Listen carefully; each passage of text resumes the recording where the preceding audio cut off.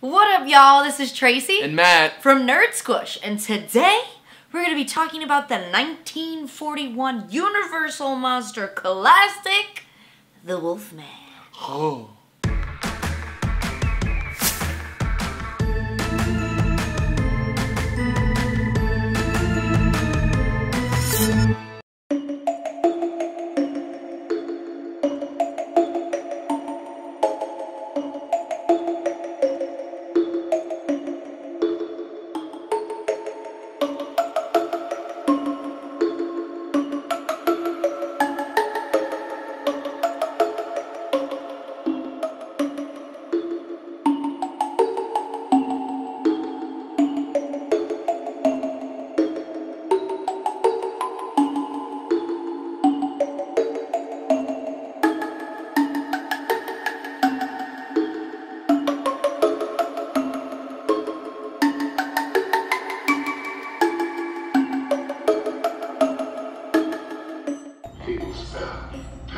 Wolfman. Oh, I'm sick of the whole thing. I'm gonna get out of here. Whoever is bitten by a werewolf and lives becomes a werewolf himself.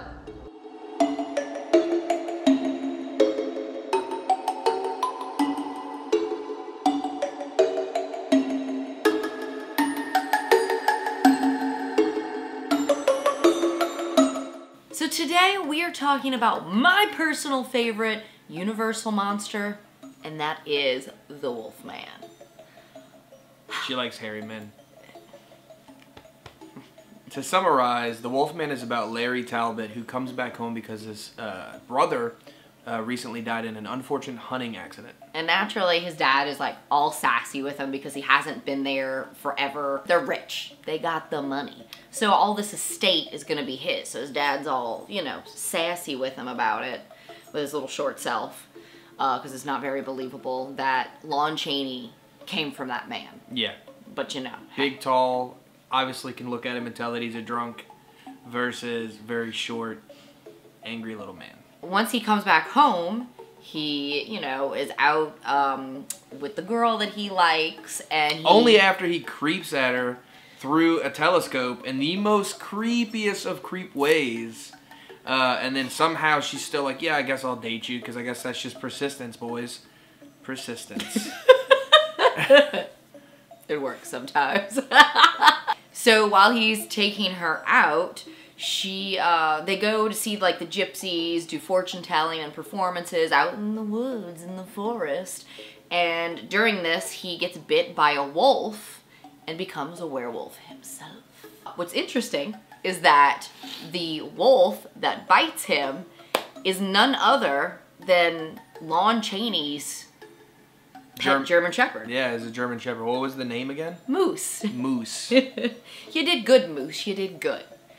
So funny because as you're watching the movie, if you know that beforehand, there's a period where he fights the dog off and he just yeets him and then beats him to death with the cane. So it's like, it's your dog, man. One thing that's super interesting is that when you see his German Shepherd playing the wolf that bites him, looks like a dog, looks like a wolf, right? But when you see Lon Chaney, he's a werewolf, you know, not quite wolf, not quite man. What we're pretty used to seeing in werewolf movies. In the original script, they were not going to show the Wolfman. So they were gonna... it was gonna be like, is he actually doing it or is he actually crazy? Exactly. That's what the spin on it was gonna be. And I don't know if the choice to have I'm thinking that's what it is. The choice to show the werewolf that bit him as a wolf, and then he's this whole other thing, it's like, is he really a werewolf? Does he have clinical lycanthropy? Which, it would have been interesting to see the movie from that mindset. Because they definitely do play on that, you know? Yeah, I would like to see a modern version of that. And then you either find out at the end or you're left still wondering because of how intense the cinematography's done or the story's being told. That'd be really neat. One of the things that I thought was really interesting is the first time you really see like a transformation, you know, albeit just a bunch of hair showing up versus anything else crazy. I think during that scene is the first time you really get to see him as the werewolf, but then you also see him in those weird dog-like cleat things. From if I remember was like one of the only features that they made non-human like, and then also I heard it was a really big pain in the ass to wear. Oh yeah. Well, you know, all those monsters, they sit in those chairs for hours to prepare for it. And then they get to the end of the day and everybody's like, whew, hard day of work and I'm tired, I'm gonna go home. And he's like, well, let me sit in this chair until you could rip all this off my face. Very intense. Very intense. Jack Pierce kind of, he did good. He did real good.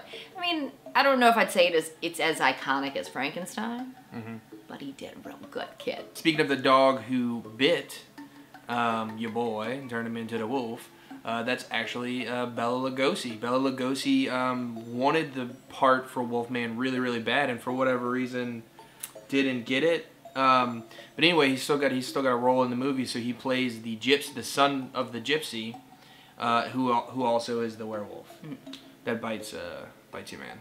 So he wasn't walking around. Yeah, he wasn't. He wasn't. But he still had a pretty fun role. So I love this movie for so many different reasons.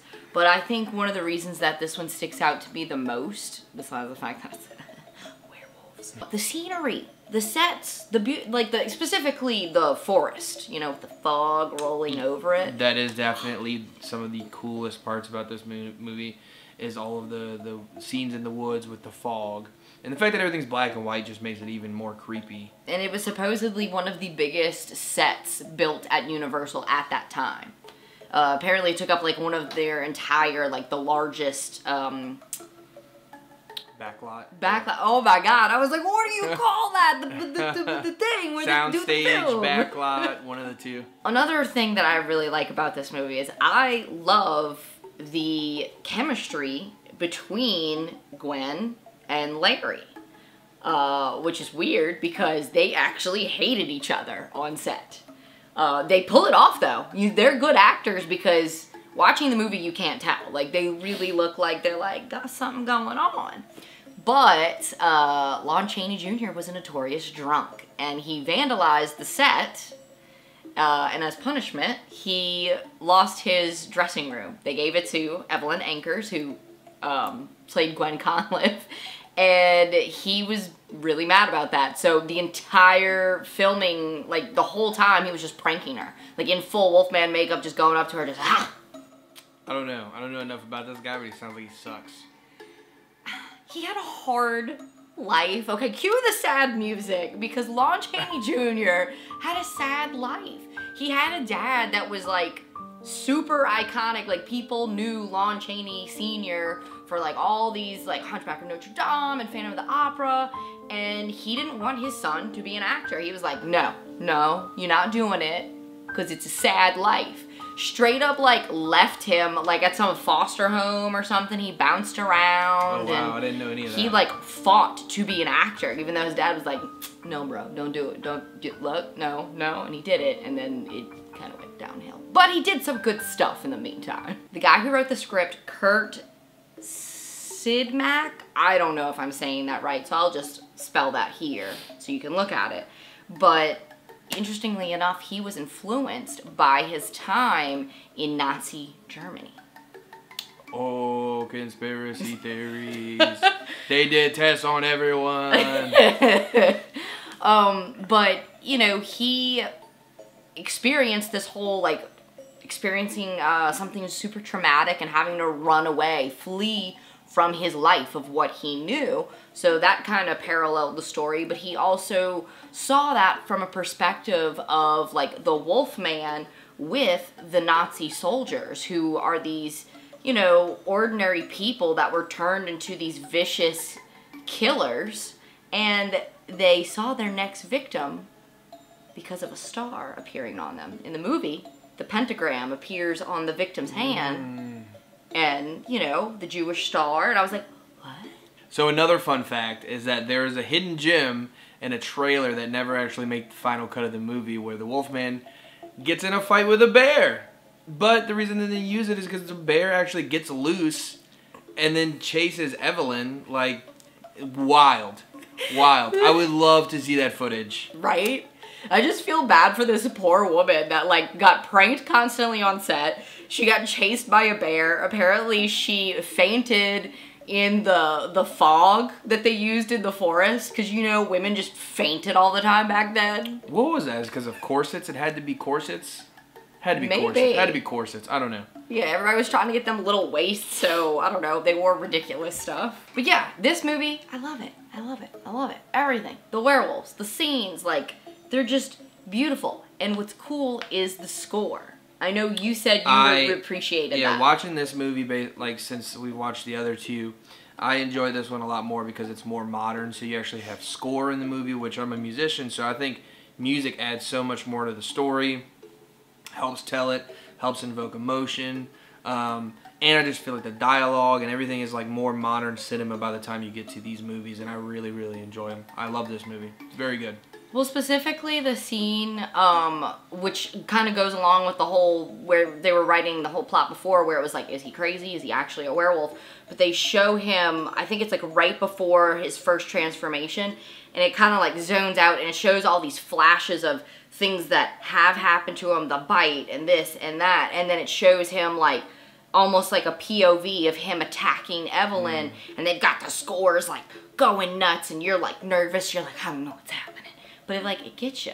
It's good. It's good really, stuff. really good. And I think overall, this one has the best story. Like, the most well thought out story of all the Universal monsters. It's pretty good. It's pretty good. I haven't seen all of the movies. I mean, I think I've seen the major ones that we were planning to cover. But yeah, it's been good.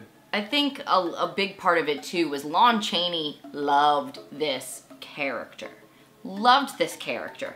This actually, the Wolfman is the only Universal monster to be played by the same person in its, you know, original run. Even more than Lon Chaney, though, because the supporting cast was great, too. There wasn't anyone in the film that I'm just like, they did a bad job. Like, the Gypsy woman, my God, she's great. She's good. Everybody, I loved it. Like, the acting, that's the thing that I think is a difference, is like, that I guess the score helps out, but I feel like the supported cast and the acting is just a lot smoother by this time they're making movies. And it's interesting that this one was so successful and so big for its time, because, I mean, this came out in 1941, right? This literally came out days after the Pearl Harbor attack. They almost pulled it. They almost said, you know what, we really shouldn't, because it's maybe insensitive, or who the heck is going to be scared of a wolf man when, you know, Pearl Harbor's happening. But they stuck to it, and it's a good thing they did, because, boy, did people love it. So yeah, that wraps it up on our thoughts for Wolfman. Hopefully you enjoyed the review, or with all these little tidbits of new information that we went and dug up about it. Thank you guys for watching. Be sure to like and subscribe. And we'll catch you nerds later.